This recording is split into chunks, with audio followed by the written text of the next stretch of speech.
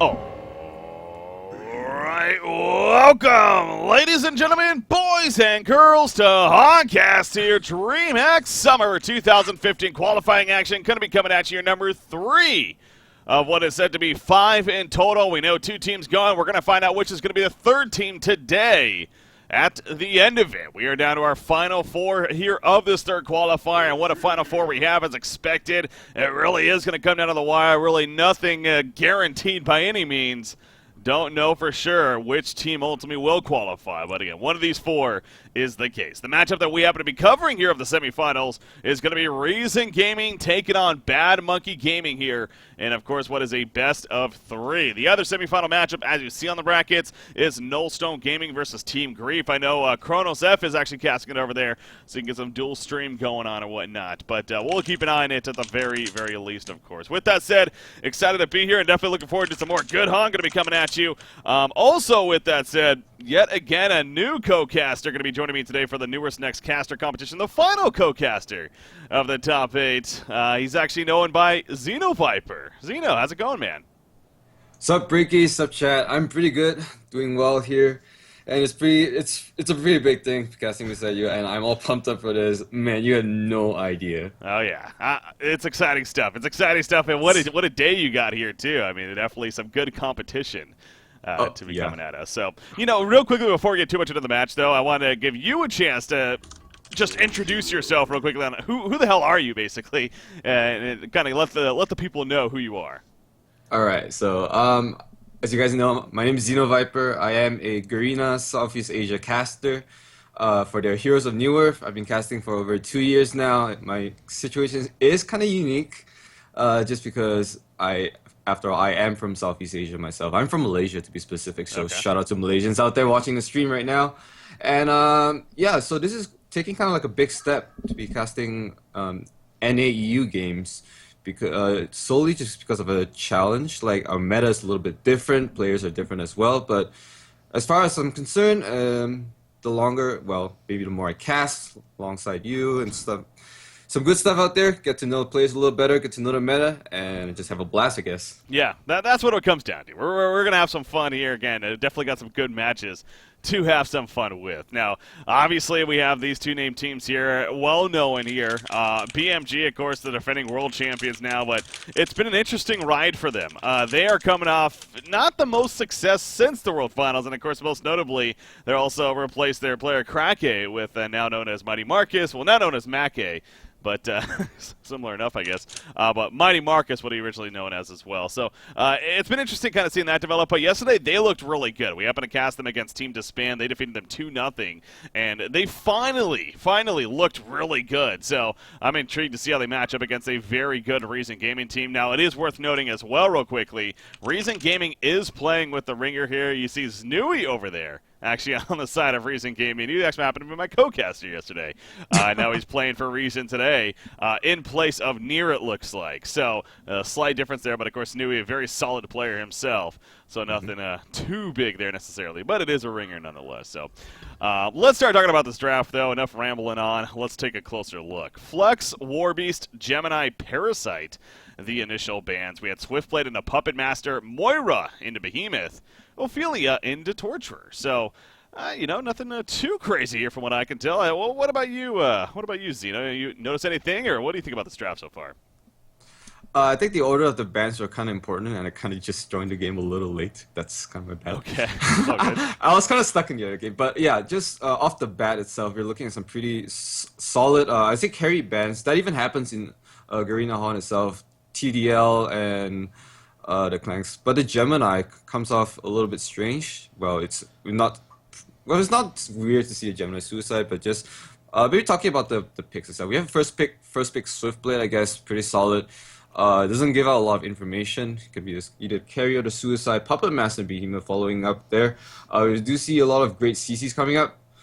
Puppet Master setting up probably a good wall stun coming up from Behemoth there. But Moira, you've seen one of the best support heroes that kind of just rise out of the ashes, if I may. Yeah. Just taking over, top tier supports like, both Master of Arms as well as Glacius, and I guess that Moira being a good ganker So I hope to see a lot of action that's going to go around in the map here.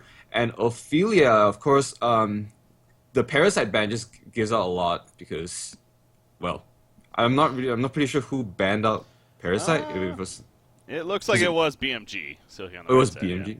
That is strange. So, because as on Ophelia, let's see some good Ophelia plays. And of course, Torturer, love that hero, best DPS. But in terms of just team fight, it synergizes well just because Behemoth probably sets up a good stun and will give Torturer the best initiation for agonizing bonds and chain reaction follow up. Yeah. Now, Arachna. Now, that is something a little bit different here coming out on the side of Reason Gaming. Now, I will say, Team Disband, sure enough, they've actually ran this hero a couple times. We may mention that Pee-wee over there. He's played it a couple times. But outside of that, I mean, this is not a hero we see really at all. I like it for several cases in the sense that my thing is that, as I've always stressed, is that I like to see it as more of a ganking hero. I mean, I know she has carry potential, sure, but I personally like to see it as more of a ganking hero because of her ultimate, because of the slow that she has built in with the hero skill set. So I'm wondering how they're going to look to use it here. But what do you think about the Arachna pickup? I'm trying to see how it fits into the lineup, and I think it's doable just because of Ophelia and Moira, kind of the CC heroes with that. But in terms of being a team fight, like a team fight item, doesn't really fit well. Yes, we have the Arachna ult, but it doesn't really benefit her in any way of these things because if she doesn't really get a kill off the bat, she's just gonna get CC'd down.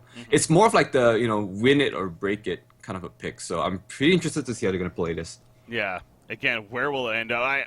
It looks like it is going to end up in the hands of Imbaboy, and of course he's their go-to carry player. So it looks like, with that said, going to be more of that carry focus. So intrigued to see how that works out for them. But yeah, I would really be interested to hear their insight on why they picked up this Arachna. Because I mean, I'm looking at this Hellborn team, and when they picked it up, those first three Puppet Master, Behemoth, Torch, nothing really stands out as like, oh yeah, they should really have an Arachna here by any means. So it's just a very different pick. Kinesis, by the way, then followed up by a Moraxis, and then Madman to finish things off for BMG. That's something that they are known to run. But no doubt Arachna, that's definitely the oddball here, and it's going to be intriguing to see how it works for Reason Gaming. But I don't know. I mean, I assume it's going to be a short lane Arachna here played.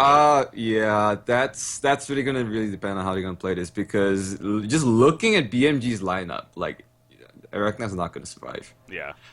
But let's just see how he plays it. So not a big of a deal because Arachna, after all, if she's able to snowball into the late game, we all know how hard she hits. Yeah. No pun intended. Again, it's like I said, I personally would like to see her more as a ganker because of the earlier impact she can have. But it does come down to it. You're all right. I mean, her passive alone with that precision, she can hit very, very hard, especially if you build her more of that right-click carry build. Now, that's where I go back to, though. That's kind of a weakness because she's not a good farming carry. I mean, she only has single target ability. She has no AoE presence when it comes to farming. So that's another concern for me when it comes. And Imbaboy, he's known as one of the top carries in the scene as far as just he loves to farm. That's not going to be happening here necessarily, or at least as efficient as with something like a Dark Lady with a Rune Cleaver or something like that. So I don't know. I am still kind of lost almost with that pickup, but it's. I remember talking to some of the people about this, about just Arachna being a carry pick. I think it was Wise Osiris. It's due to her farming abilities. Like she doesn't really scale well just because she doesn't farm as fast as other carries, like you nicely mentioned, like Dark Lady with Rune Cleaver or Clanks.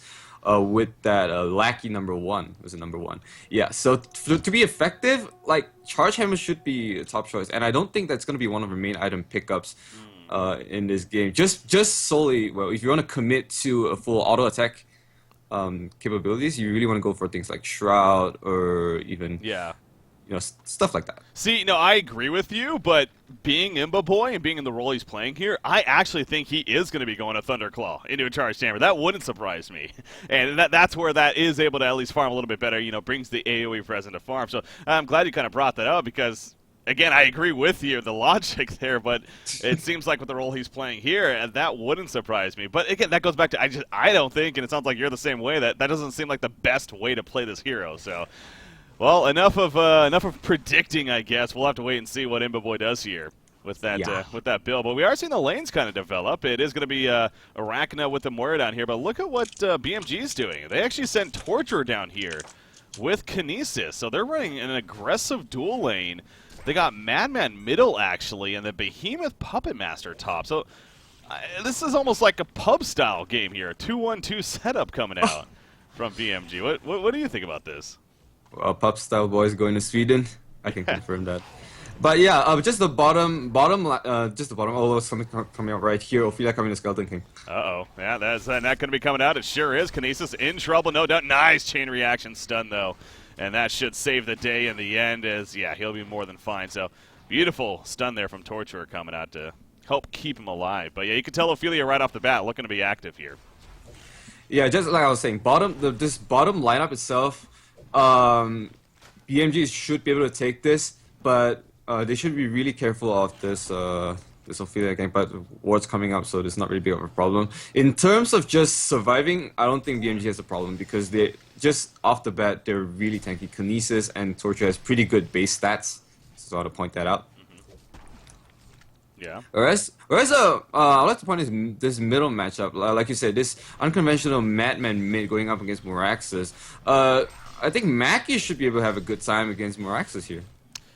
Yeah, it should have a pretty good, but it still goes back to, again, it just seems like that they're known for running Madman in the Suicide too. Now, something else they have been doing, and actually Boxy is playing the Kinesis here, a hero that he is known for playing, of course, so perhaps it just had something to do with that, where they had certain hero pickups and the player obviously more comfortable on one or the other, but yeah, Madman should have a pretty good time, a lot better than he would probably at the bottom lane, no doubt, with that situation. But at the same time, Moraxis is a very powerful last hitter himself, you know, with those axes of his, and being the melee presence, he has that stomp ability. So it really should be a back and forth, I think, ultimately, in the end. Moira is coming over to harass a little bit, but I wonder if she plans to stay. It looks like she may. So, interesting decision here by Reason, and you see what BMG's doing. They're taking advantage of her being gone, actually. Arachna's in trouble. We're going to possibly see the Bloodlust kill. There's a stasis smash, and down goes Boy. And, you know, that all goes back to they saw Moira rotate middle. And I'm not even sure what they were thinking with that, because, yeah, that left Arachna exposed right there, and they just took advantage of it. It was like the best opening for BMG, and knowing Arachna is just as squishy as she is naturally, and BMG just capitalized off the bat. Great Bloodlust kill, in fact.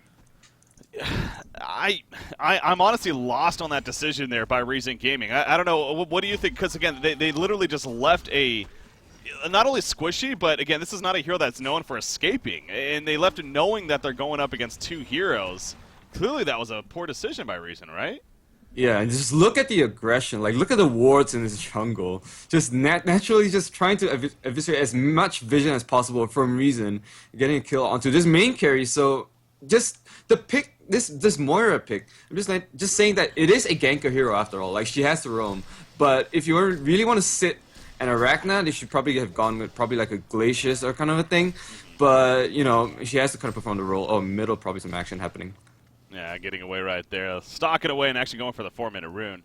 Happens to be a refresh rune. Top rune is actually double damage, so Moraxis going to get the better of that exchange right there. Happened to go the right direction. But, yeah, now Torture is rotating a little bit. So Kinesis, they got the Bloodlust kill. Kinesis has definitely found his groove. What is he, 20-8 against a Arachna who's 12-6. So, yeah, Reason Gaming definitely not necessarily setting up Arachna to have the greatest time here in this bottom lane, especially with that rotation. You see they're going back and forth. Hard and Carapace coming out from Arachna. Kinesis, he wants to get another nuke off, but Arachna's playing it pretty safe. Kinesis needs to be careful of himself. He's actually out of regen and pretty low on life, so yeah, I would be a little careful if I was Boxy, but it is Boxy after all. He's known for being pretty YOLO here, so we'll see what he does. Boxy hype. As far as that. But top lane, you see the rotation, though, coming out from Reason again. They've basically sent both Ophelia and Moira to the top lane, and it's pretty much set up into a try versus try lane here. You got Torture also rotating to this top side. So what do you think about both teams kind of transitioning to the top here now?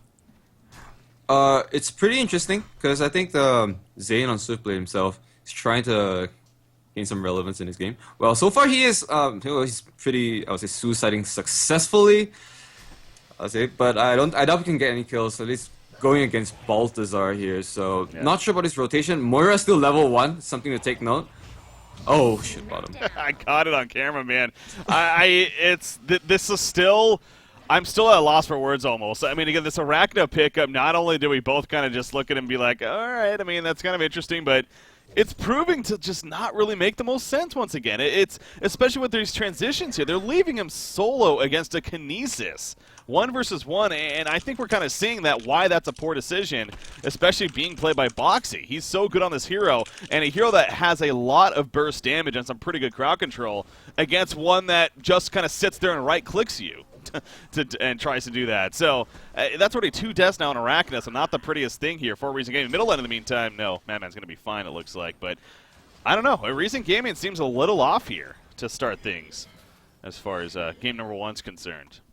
Yeah, I'm not sure if the Bloodlust kill on Arachna really just do them off the momentum, but we do see Arachna's getting a little bit of free farm. I like Boxy's coming back in. Yeah. But she, like you said, I'm just gonna point this out. Like the Arachna pick's pretty much throwing me off. She's gonna lose traction easily into this game, and BMG is gonna roll them over. Like so much spellcasting coming out from their lineup. Yeah, there is quite a bit. But you also see again, as soon as he comes back to the bottom lane, Arachna just falls back. He's like, I'm not gonna even try to compete with you. And instead, he does a solo creep, a solo stack pull right here. Not even the most efficient. So. He's just trying to find farm. Now, Arachna is level 6. Of course, that's a big benefit for her, getting that Spiderling. So we'll see if that comes into play here in the near future. I'm pretty excited for the new patch coming up, too. Just oh, yeah. So, like, what do you think? Like, just speaking of new patch, I think Arachna's getting a rework herself. Like, her first ability is not going to be an attack modifier. Unique attack modifier. Really? So, yeah. Okay, so I wasn't actually aware of that. Huh. Gives her probably some better viable items, like maybe just lifesteal and just right-click web shot people. Not big of a change, but probably you'll see some probably better Arachna picks coming up. Like I personally like this hero just because she almost wins every 1 versus 1 matchup, just because of how annoying her web shot is. And if she's able to capitalize off that, she will scale into like the late game pretty easily. But just speaking out off the bat, she is after all. I would say a pub hero, you know, like a TMM kind of pickup. Yeah. As you said. So I don't know. Let's just see after, you know, after the big patch. I like. Yeah, it's definitely a kind of the pub style here. Yeah, the TMM stomp hero that you pick up an Arachna knowing that the other team isn't maybe as good or whatever. They're not coordinated, and you can go around gank people left and right. You know, Bloodhunter is kind of similar. I like to compare her to Bloodhunter. I know they're really kind of different heroes ultimately, but both heroes are played as carry potential a lot of the times. But at the same time, they both have very, very impactful level 6 ganking tools, and ultimately can just be played as just a very aggressive ganking hero. So, again, that's where I'm just so lost with them choosing to run a short lane Arachna here, especially with how they did with the rotations, and now he's died twice for good reason. Here with BMG playing it very well. But yeah, I'm glad you kind of brought that up about the attack modifier too, because yeah, there's so many changes in the patch that it's ridiculous. Like I haven't even been able to look over it just yet and kind of absorb it in. But yeah, that was one of those I wasn't actually even aware of. But being able to get attack modifiers on Arachna efficiently will be no doubt a plus for her. But we'll see if that maybe boosts her enough though or not to be seen. But Yep. I'd like to touch a little bit on how you just mentioned that Arachna ult is one of the great. Oh, bottom lane. Probably some initiation. Nope. I want to, but she's going to be fun. Actually, Ophelia Mora coming in, though, so they're looking to counterplay here.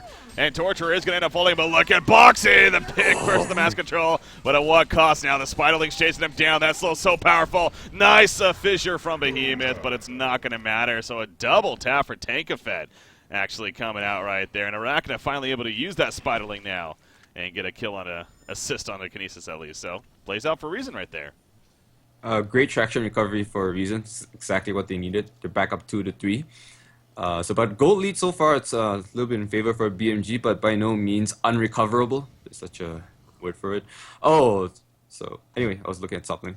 I was just mentioning a little bit this Arachna ult being a ganking tool. You know, back in those days, where Dead was not even a competitive pickup, and it just came up as one of the popular pickups, I guess. It's exactly what it is, because Deadwood, especially in pub games, he falls off. I'd say being useful, because if you usually gank up as 5, you can't get anything done. Yeah. But if you have a team, you know, sometimes even Blood Hunter is pretty effective. Like if you know how to lock people down. Arachna itself has one of the best slows in the game, as you've seen bottom lane. How is just slow? Was that Behemoth or was that Kinesis? I think it was Kinesis. Yeah. Yeah. So really, what Arachna needs is just items, and she would be fine.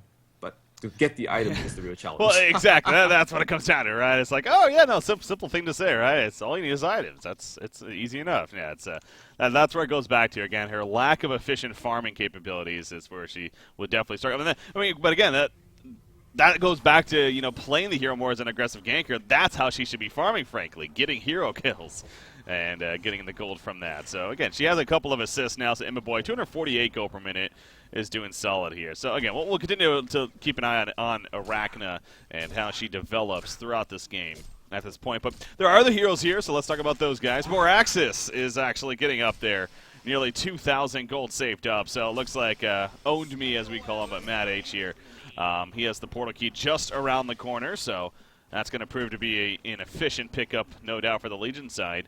And then you got on the other side of the spectrum, Baltazar picking up a Whispering Helm. I haven't talked too much about him, but his farm, as you would expect, is doing pretty darn good here, as you see the GPM chart. So, yeah, I mean, again, the Assassin Shroud first or the Whispering Helm first, it seems like it varies a lot of the games here with Puppet Masters, but eventually would get both, is what we can conclude. What do you think about that, going the Whispering Helm first on a Puppet? I was about to touch on that. He is pretty much close to uncontended farm in the top lane, so he's scaling pretty well. Whispering Helm is not too bad of an item, just because he could probably just dominate a creep, just triple stack and stuff. But bottom lane though. Yeah, there's a jump right there. Arachna coming out with that new portal key. Is Boxy trying to stand his ground, go for a counter kill, not going to happen. And they're chasing further. Torch also picked off.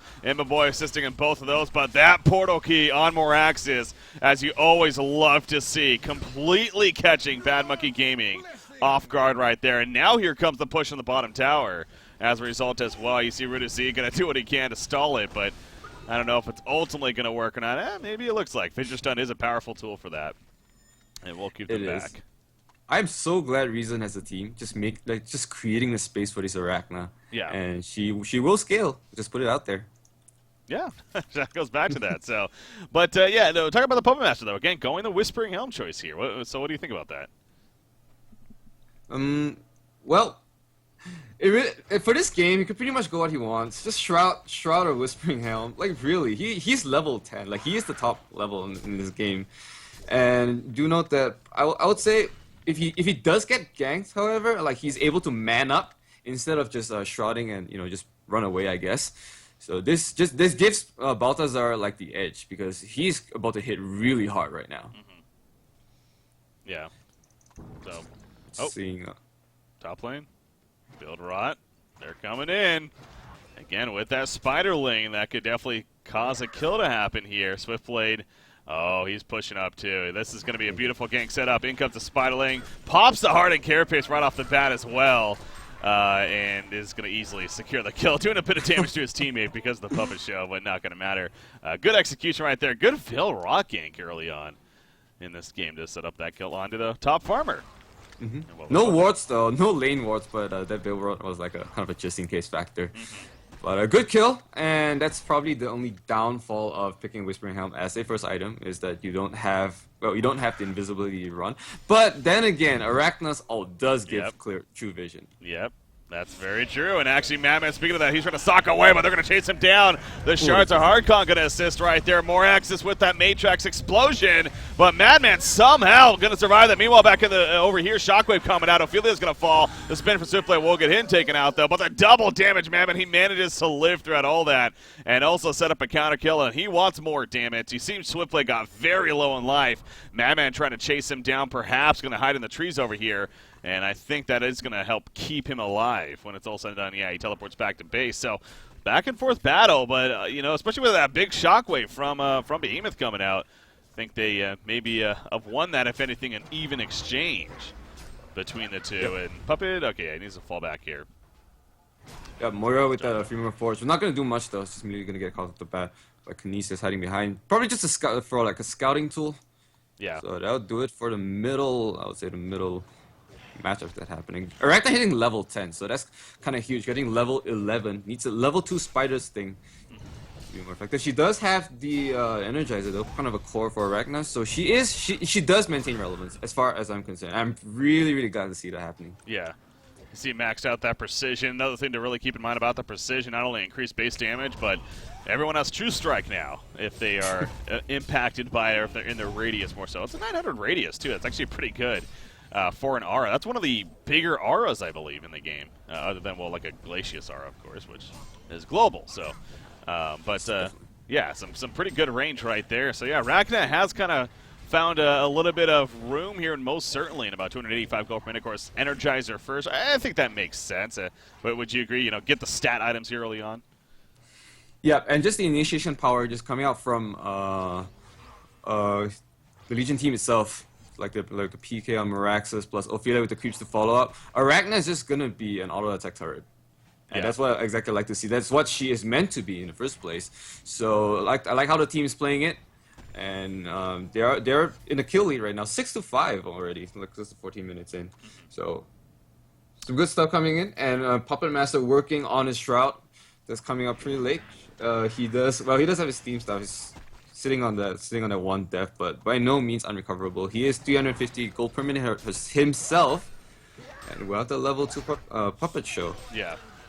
Bottom lane, Moraxis pushing it in slightly. Madman's gonna act like he's farming it, but you look at them collapsing on the minimap. He does not realize that he's about to get jumped right here. Behemoth is nearby as well, but he's just going to throw out a Fissure Stun, and now Madman, they're going to be charged in. The Haster comes in, Swift Slashes on a Behemoth, quick tail on him. TP is coming in as well, but I don't know about that. Torture goes in, but down goes Madman. Torture's locked down off the bat. He goes down as well. Now Puppet Master and Kinesis going to try to do enough, but Puppet Master, the spider sting on him. He falls shortly after, and now Kinesis being chased down. What a fight right here for Recent Gaming. They come out a 5-for-1 exchange, genocide, and they get the tower kill on top of it all. But that was a case, though, of BMG just kind of kept coming in one by one right there. How did that happen? Like, that was just clearly, man. Team Grief dominated that entire team fight. I'll say that PK Meraxis was definitely one of the key factors in this game, and Moira coming into a Primo Forge behind. Man, that just caught BMG completely off guard, and right now they're just back on top with the kills, and they have all the momentum they need. Well, yeah. Pretty well played indeed. They got plenty of it right now. It's actually, so after that big rep fight right there, something else I also wanted to bring up was, you made the point about the Spider Sting and how that would be able, that's these invis, of course, with the Assassin trying to Puppet Master, but also the Madman pickup. And that makes the Madman pickup a little more intriguing from BMG on to why they maybe went for it, knowing that they were going up against an Arachna who tends to be a bit of a, almost like a counter to a hero that relies on that invis constantly to stalk away. Yeah, bottom lane, Arachna holding her ground. She actually does get the kill on a Behemoth, but Kinesis at least gets the turn kill using that portal key of his. To do so. So finally they take him out. Imba Boy's streak is going to be stopped and at least slowing him down slightly here. But yeah, I mean, that's just another thing that's kind of standing out to me now, the Madman pickup from PMG. Not really I think the only item to recover for BMG is a portal key onto Behemoth, which he does not have in probably the next 1,500 gold or so. Because right now, in terms of initiation power, Team Grief has the upper hand with just the Moira as well as the Moraxis there, but we do see a portal key onto Kinesis, so that's that could be a sign. Yeah. But that, by no means it's as powerful as portal key onto the Behemoth himself. So they really need to get that working top lane. Yep, that's an easy kill on a Puppet Master. The Moraxis is coming up through the jungle. Arcane Vortex going to help stall as well. Anyone that tries to chase them down, and well accomplishes that. So Recent Gaming, they've really turned it on here. Playing, you know where it all started? The Portal Key on Meraxis. I mean, as soon as he got that, they just started doing work with it, and that's what you love to see. If you happen to get that hero that can have the impact of that Portal Key, like a Pebbles, like a Deadwood, those kind of heroes. And that's exactly what Moraxis is. They're going to try to initiate on him more, and we'll get that kill. A lot of burst from Kinesis, but at what cost here, Kinesis? He's going to end up going down with a spin. Shockwave from Behemoth. A lot of creeps nearby, but not enough damage for a kill. Down goes Torture in the background as they chase them down. So another couple of kills, and Recent Gaming has all the momentum in the world right now. at this I'd like to time. point out that Zane did go for the Yep. the pass as first item. Like we've touched on how this item is pretty horrible on certain heroes, but just apparently on Swiftblade, it's amazing. Just getting his auto attacks in with his swift slashes. That just pretty much shows that how powerful this item is on to him itself. The one big problem about Swiftblade is getting auto attacks in, especially early in this game. If you go for a Rune Cleaver, you're just auto attacking, but you don't deal as much damage. It's a good farming tool nonetheless. But in competitive, usually it's all about ganks, it's all about getting damage in, and that's what Elder Parasite's meant to do with his ult. So it's good synergy. I love this item on Swiftblade. Yeah, it's kind of interesting too. And honestly, I'm not saying Team Disband again was the first team to start doing this, but Guifix specifically, he has actually been doing this a little bit these last couple of weeks. We've made mention of it. Swiftblade, he gets the Elder Parasite and then a portal key on a hero like Swiftblade. And it seems like more teams are trying it now. Reason Gaming clearly being one of these teams. And like I've been stressing, it makes so much sense, and I think that they're agreeing here, because if you're playing him in that suicide role, you're not necessarily looking for him to carry you guys in the game. You're looking at him to be more of that, nuisance earlier on, the mid-game carry, if anything, and somewhat of an initiator, and these items allow for him to do that. So yeah, I agree 100%. I mean, the Elder Parasite has proven to be a very powerful item on him, and for being an item that's frankly is pretty bad in most cases, it's good to see where it's actually a good case here. Yep, coming definitely. out. So, Thunderclaw, by the way, item picked up by Arachna. So, sure enough, we were right that, I agree with you that Tens probably would like to see something else, but he wants a farming tool, yeah. That's what it is. We do have an Arcana, oh my god, English. Arcana of the Moraxis, so it's going to transition to the much-needed silence in this game. Probably against, Kinesis, probably a Behemoth. But that's it, though. Oh, middle lane, we're looking at 3-man. Congregation from Team Greed Middle. I don't think Moraxis is on and ready with the portal key. Doubt that the Hellborn team's gonna bait this. They're actually gonna port back bot though. But tower does go down to Ophelia minions. Yeah, I mean, this early on in the game to lose a secondary tower like that with no defense at all, that's really unfortunate for BMG, but clearly they could not react in time for whatever reason. And Reason Gaming, again, they definitely just turned it on here. You mentioned the Arcana Moraxis, the Hellflower going to be coming up here in the very near future. I like how Team Grief actually survived the initial onslaught of just stuns and pretty much spellcast. But right now they're actually transitioning pretty good into this game. Yeah. This is a Swiftblade. Yeah, he's in this right now. Rev Horde is going to spot him, so I mean they know that he's here as well. And not the biggest deal as he comes out actually, but Moraxis jumps at first. Torture in the background going to be spotted. He's going to take some good damage. Kinesis is trying to set up, but he's keeping the trees in the air for way too long. Communication, something's off for BMG, man. They're just not on the same page here. And this has now been a couple of fights where it seems like a couple heroes do one thing and the others do something else, and it just backfires big time. And Reason Gaming pushing that out of it, so. Yep, 3-man down. I mean, this is a big push. We have the Ophelia factor coming in with those minions, so obviously that's a big thing. We have the Astral coming back as our initiation. There's a jump on a Madman and the follow-up Minotaur stun, but not going to be nearly enough in the end. And yeah, it's still pretty early on, 22 minutes in, so don't want to be pushing uphill just yet. But hey, knock it on the door at least. I mean, you do see the Nullstone, by the way, on Madman, picked up by Mac right here. What do you think of the Nullstone pickup this game?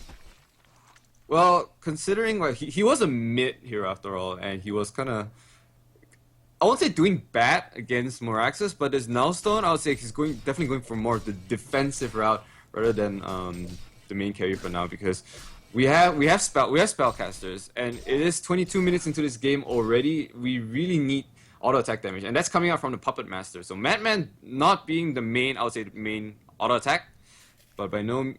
I think he really just needs to survive. Let's just put it that way. Because all the dust coming out from this Legion team, plus a Hellflower already completed onto Moraxis, he is going to be in a lot of trouble. Bottom lane. Oh yeah, the new fighter jumped down there. Hellflower and Kinesis actually locking down Torture in the meantime, but you see how the impact of the Hellflower. Arachna, now that hardened carapace, man, it does, how much magic armor is it right now? Only at level 1, it's still 8 magic armor. It goes all the way up to 32. At level 4 if he levels that up. But you could tell that's why he lived right there. He used it when Kinesis was bursting him, thus mitigating a lot of the damage coming out. And they were able to also chase down the Torturer. So, again, that's another reason why Arachna can be a pretty valuable pickup, especially if you are going up against a bit of magic damage. And they clearly are here in this case. So, Yeah, the Madman, the Nullstone, it is one of those funky games, isn't it? I mean, there are a couple of abilities where Nullstone, it's great to have that because, like, the Spider Sting, the Swift Slashes, but then there's a couple of other abilities where it's just like the Ophelia Nuke as well as the Nature's Wrath. I mean, there's several things that can just take it off pretty easily right here at the same time. So, but I mean, I like it though. I think it definitely makes sense, but. Yeah, I'll say it's one of those things where you really want to just see how your sustainer transitions, you know what I'm saying? Yeah. Where you see how the game progresses, you want to go for either the cleaver or you want to go for the more defensive route, that's going to be the Nullstone, definitely. But in this game, I won't say it's a bad item. It's a good item. Nullstone's a good item overall. And Mackie, he's sitting 1-1-1, so let's just see if he's able to recover, probably get a Savage Mace early on. I mean, probably later into this game. And start auto-attacking, because he doesn't really need a Rune Cleaver to be hitting hard as a Madman. No, that's what we constantly go back to with Madman. He's one of these nice carry options. That's why he can play this solo, usually a suicide role, honestly, with BMG. But as you pointed out, I mean, he was actually the middle role in this case, going 1v1 against Moraxis for the most part. But you don't need a lot of damage amp items on him. You could, honestly, I wouldn't be surprised if he follows this up with a Shrunken Head. Now, that probably wouldn't be the best choice now I'm looking at this Legion team, to be honest. So I would like to see something like a Brutalizer on him to help with the lockdown here. Oh, yeah. But we'll see what he does choose to go. Definitely, and a Portal Key coming on the Swift Blade as well, so more initiation. Oh, something. Yeah, middle lane, they are going to jump right here. The Arachna Burst Down coming out, so clearly the Hellboard side, Bad Monkey Gaming, not done just yet. They do got the burst if they can't connect, and now more access puppet showing him. But they're not really able to chase him down the most. Torture, Ophelia doing a good play right there. Tankafed showing off his micromanagement. Moraxis jumps back in on a Kinesis. Mammoth off to the side, though, trying to do some damage to Ophelia. Nice Arcane Vortex, going to stop some things. Especially Madman in his tracks. Spin from Swiftblade coming out. Voodoo Puppet onto Ophelia. But Puppet Master's forced to run away. Just see boxing him out right there. Madman at least finishes off Ophelia. But it does come at a cost for him, however. It's a double tap for Own Me. And that'll be the end of that fight. So, yeah, I mean, BMG, a positive in the beginning, bursting down Arachna. But big picture, I mean, Reason Gaming still coming out on top right there. Yep, this big trade-off, man. 2-4. Right now, they're 13 kills ahead of BMG. They're pretty in a good spot. And do note that they do have a better carry lineup against BMG. So, man, BMG right now, they're the ones finding themselves in hot soup. The hot soup. The hot soup. I like it. Portal Key on Swiftblade again. We talked about that with the Elder Parasite. Great synergy there. Again, something like a Brutalizer himself wouldn't be surprised to see now as far as follow-up. But also, it's nice. Znui here, the main support, playing that more. He actually picks up a Portal Key himself as well. So, he whenever your main support can get an item like that, especially this early on in the game, you know things are going pretty well. And that's a good item for a Moira support to have. How did that come out, though? Like, not seen. Znui is one of those heroes that just is able to pop an item without knowing where it came from, as far as I'm concerned. Yeah, the Moira, I think you meant to say. Znui's a player. Oh God. Znui, he's a hero at the same time, right? Znui is a hero. Look at him. Of course. Yeah, no, it's definitely it's a very powerful item on Moira, exactly, because you can use it with the Ephemeral Forge and even get closer. So, well, anyway, for BMG, we have the Portal Key onto the Behemoth, so that could be Sign of Life, and Puppet Master working on to the much-needed Shrunken Head. Let's just see how that will transition. She is level 16 though, so by no means, by all the means, he's able to dish out proper damage as we need. Even in that team fight, it's what looks grim for BMG. They are still able to take out 2 kills onto the Team Grief, so that could be a thing. To see how Belter is going to play this out. He is sitting 385 gold though, so it's not too shabby. Yeah, he's definitely doing all right here, but no doubt they would like to be higher because of where the game's at. I want to really kind of go over this Arachna skill build, by the way, as actually Kinesis setting up, but they're going to fall back. They knew something was up, and they're going to be fine in the end. But he's keeping 1 point in Art and Carapace instead of leveling that up, and he's going stats instead. Now, again, the only benefit of leveling up, it gives you even more magic armor, but it also does decrease the cooldown by not a whole lot. 2 seconds each level down to 16 seconds. But honestly, there's a lot. Kinesis is leading the way, I'm sure, in damage right now. Yeah, he's 17% overall damage. He's all magic damage. I really think the leveling up, that up to 32 magic armor is going to do more for you than just a little bit more damage, a little bit more health in this case. Yeah. What he's getting with the stats. How do you feel? The thing about the Arachna Hardened Carapace is that it needs to be activated. It doesn't really work best. Oh, rip! What happened right there? Oh, yeah. I was looking at that like he's gonna just Well, then. explode. Yeah, but anyway, back to the Hardened Carapace.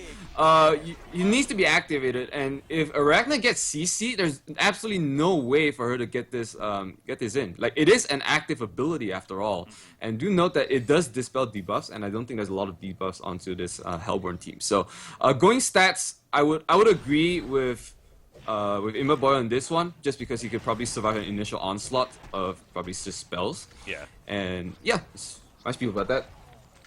It's a wise choice. That's my opinion. Yeah. Well, again, the Shrunken Addy, definitely a smart choice here, no doubt. And clearly they're not necessarily lacking on damage. And yeah, that goes back to, like I said, Arachna sure can do some good damage with the skill set. Yeah, you can't build him into hard carry with aggressive damage-oriented items, but it seems like just as a team right here, they got some overall good damage up front. Burst, more access, of course, good for that. And then now you got a Brutalizer on the Swiftblade on top of the Elder Parasite with the Portal Key. So it's going to be all about the catch for them, continues to be. Ophelia, by the way, a barrier idol. And honestly, this isn't something we see a whole lot nowadays. It's kind of died off as a pretty popular item choice on the competitive scene. But barrier idol here, I think it makes a lot of sense. You got a Behemoth, you got a Kinesis especially, as we keep talking about. There's a lot of reasons to pick up this item, so like to see it here.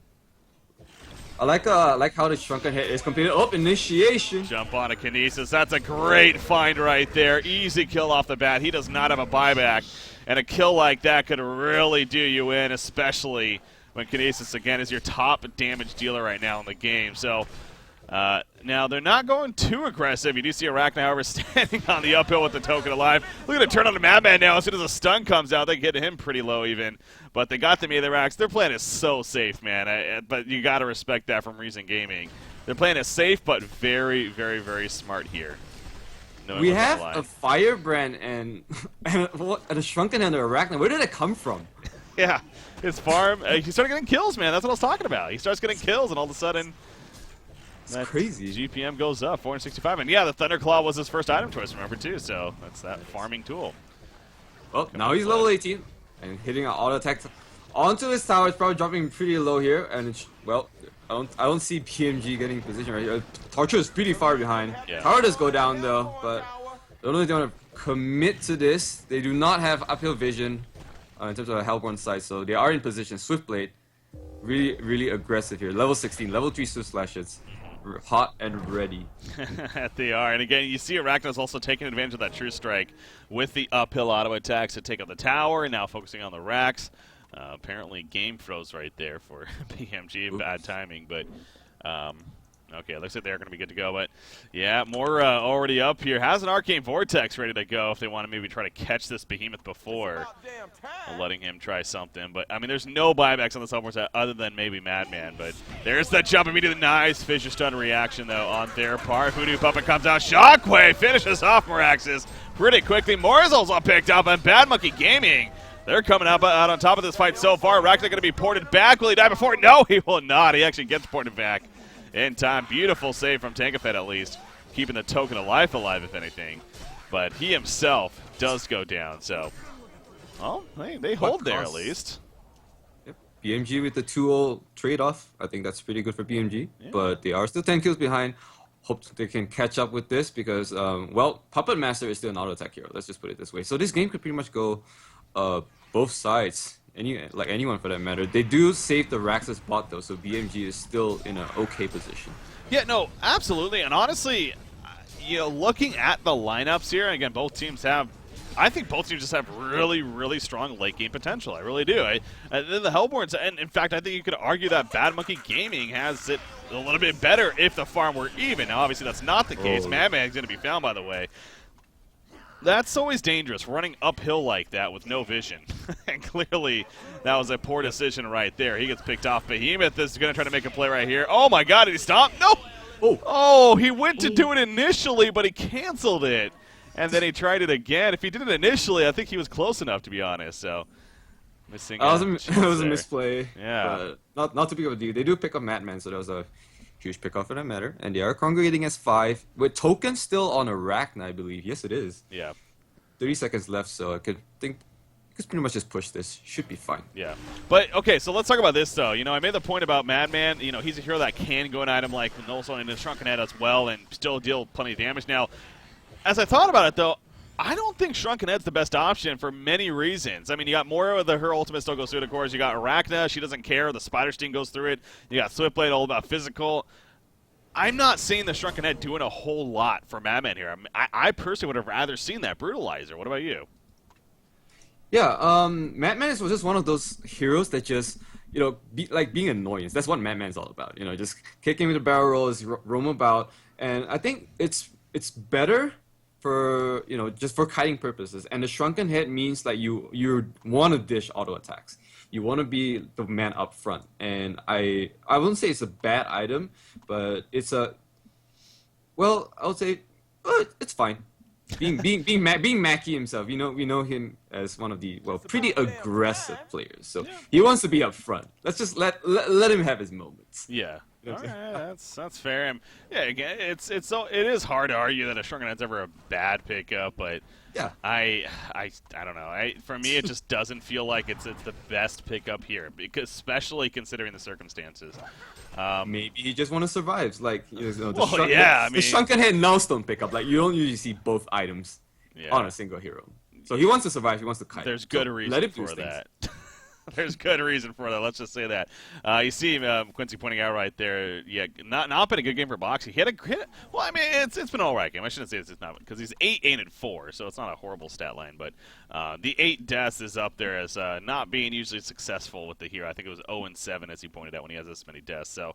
Yeah, again, not good news for Bad Monkey Gaming, but this does go back to what I was talking about earlier. Was starting to get at where I really do think this Hellborn side actually has a very powerful late game, especially with the Puppet Master and the Madman. Behemoth tends to scale pretty well with the stuns constantly being powerful, and Shockwave Initiation, and Kinesis honestly can continue to do work in a lot of cases. So, but it does come back to if the carriers are going to be able to out farm the opposition. Now, right now, Puppet Master is doing pretty good, about 420 gold per minute. Madman's also second in line at 345. So, BMG, if they do manage to hold us out for another 15 minutes or so at this pace, I think that they actually could be in a very good spot. But it's, that's the big question mark. Can they do that here is what it's going to come down to. Definitely. Hellborn team does have the much superior team fight, I would say, but they have lost traction a little bit in the early game just because the early portal key coming from Meraxis. But as long as Team Grief is dragging this, I think Hellborn team has a great chance to make a comeback here, and that's exactly what BMG is doing right now. They are actually just turtling. It's getting as much farm as possible, keeping the enemy from coming in base. Yeah. And yep. Arachna, what is she going here? I'm guessing a Wingbow has that dancing blade, so yeah, that would make sense. I think the Wingbow is actually a good item choice here. It's pretty good. She's hitting pretty hard now, so living the role of an auto attack turret with the Shrunken Head too. So that's going to do a lot of work in just manning up against people like Kinesis, Behemoth, all that kind of jazz. And we have Puppet Master struggling trying to get the health hour completed. Well, he is probably just about 1,000 gold away. Love to see that coming up pretty soon. Yeah, that's an interesting stat, Quincy. Man. I don't even know how you get that stat, but it's Quincy. Yeah, I guess don't question it. Just accept it for what it is. Yeah. But yeah, again, Madman definitely still has good damage output. We do go back to that. So double damage room, by the way, on Madman. Of course you do. That's the second double damage room I've seen. Yeah. So we'll see if they can maybe make use of it here. A couple more item pickups though coming up. Puppet Master looks like his item choice is actually going to be the Hellflower to follow up here. What do you think about? I mean, now that he got that before the Dancing Blade was picked up, to be fair. So I wonder if his mind would have changed to instead going to Savage Mace if he saw that. But what do you think of the Hellflower choice? Well, they still have the CC to bring Arachna down though, if Arachna does not pop the Shrunken Head in time. But then again, there's more use for a Hellflower on the Puppet Master. People like Swiftblade, Moira, even Moraxis if he gets it off in time before the Arcane Shield. So, and he does give him auto attack speed. Attack speed, man, that's hard. Yeah. So it's fine. I mean, you don't really want to risk I would say, going for a Savage Maze that quickly, because after all, it takes longer to complete a Savage Maze than a Hellflower. That's true. Yeah, the build-up for a Hellflower is one of the most efficient build-ups in the game, too, as far as the Arcana. So, yeah, you could definitely see some pretty good reason for that. Having that nice little extra lockdown. Going to try to find somebody in the jungle. Moraxis by himself up here. He doesn't have support really even in the vicinity nearby, so if he actually gets caught, that could be pretty scary for him. Behemoth is going to farm up the top lane a little bit, has a portal key as well as a tablet. So he's actually managed to farm pretty well here. Getting what he's got. There's the wing bow. That's completed. Yep. Swiftblade getting his own shrunken hit, so talk about auto attacks. He's coming. And, well, I'm actually wondering what Ophelia's going to go next, though. On his part, we've just talked about one of the carries, but do know one of the biggest influence in the team is actually the Ophelia. Pretty good micro coming from the creeps, and obviously some great TP homes, I would say. But he's still sitting level 14. Does need 2 more levels for his level 3 ult, though. Yeah. And sitting 1.3k. Yeah, stat for the Master actually on him is going to be actually a decent luxury item. It reduces the cooldown of his ultimate from 120 to 30 seconds, I think it is. So it's actually quite a significant buff there. And, you know, could allow you to use it even twice in a fight, depending on how long it lasts, of course. So, but, you know, there's other items like more lockdown. Storm Spirit's always a good choice, too, I think. So that wouldn't be out of the question.